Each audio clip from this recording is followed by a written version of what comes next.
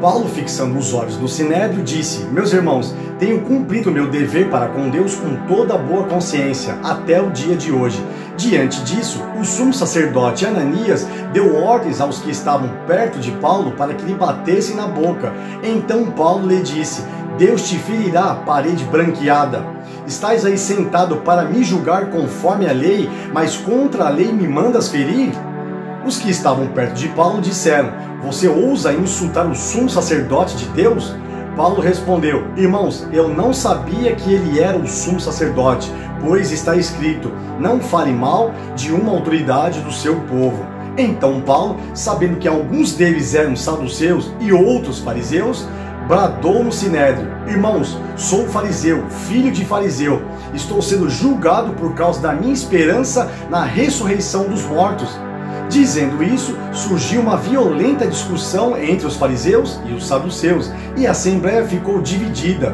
Os saduceus dizem que não há ressurreição, nem anjos, nem espíritos, mas os fariseus admitem todas essas coisas. Houve um grande alvoroço e alguns dos mestres da lei, que eram fariseus, se levantaram e começaram a discutir intensamente, dizendo: não encontramos nada de errado neste homem. Quem sabe se algum espírito ou anjo falou com ele? A discussão tornou-se tão violenta que o comandante teve medo que Paulo fosse despedaçado por eles. Então ordenou que as tropas descessem e o retirassem à força do meio deles, levando-o para a fortaleza. Na noite seguinte, o Senhor, pondo-se ao lado dele, disse: coragem, assim como você testemunhou a meu respeito em Jerusalém, deverá testemunhar também em Roma. Na manhã seguinte, os judeus tramaram uma conspiração e juraram solenemente que não comeriam nem beberiam enquanto não matassem Paulo. Mais de 40 homens estavam envolvidos nessa conspiração. E dirigindo-se aos chefes dos sacerdotes e aos líderes dos judeus, disseram: juramos solenemente sob maldição que não comeremos nada enquanto não matarmos Paulo. Agora, portanto, vocês e o Sinédrio peçam ao comandante que o faça comparecer diante de vocês com o pretexto de obter informações mais exatas sobre o seu caso. Estaremos prontos para matá-lo antes que ele chegue aqui. Entretanto, o sobrinho de Paulo, filho de sua irmã, teve conhecimento dessa conspiração, foi à fortaleza e contou tudo a Paulo, que, chamando um dos centuriões, disse: leve este rapaz ao comandante, ele tem algo para lhe dizer. Assim ele o levou ao comandante. Então disse o centurião: Paulo, o prisioneiro, chamou-me, pediu-me que te trouxesse este rapaz, pois ele tem algo para te falar. O comandante tomou o rapaz pela mão, levou-o à parte e perguntou: o que você tem para me dizer? Ele respondeu: os judeus planejaram pedir-te que apresentes Paulo ao Sinédrio amanhã, sob pretexto de buscar informações mais exatas a respeito dele. Não te deixes convencer, pois mais de 40 deles estão preparando uma emboscada contra Paulo. Eles juraram solenemente não comer nem beber enquanto não o matarem.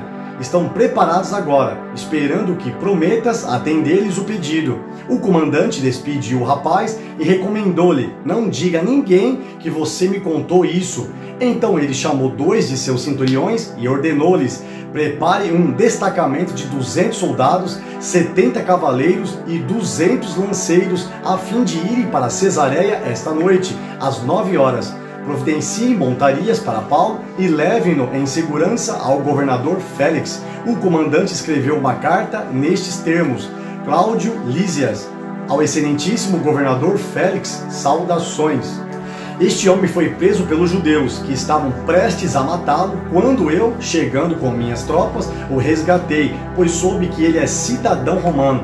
Querendo saber por que o estavam acusando, levei-o ao sinédrio deles. Descobri que ele estava sendo acusado em questões acerca da lei deles, mas não havia contra ele nenhuma acusação que merecesse morte ou prisão.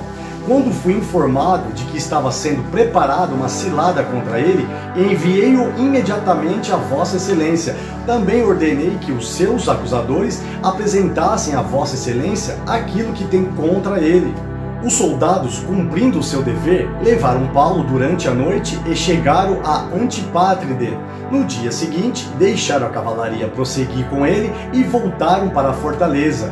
Quando a cavalaria chegou a Cesareia, deu a carta ao governador e lhe entregou Paulo. O governador leu a carta e perguntou de que província era ele.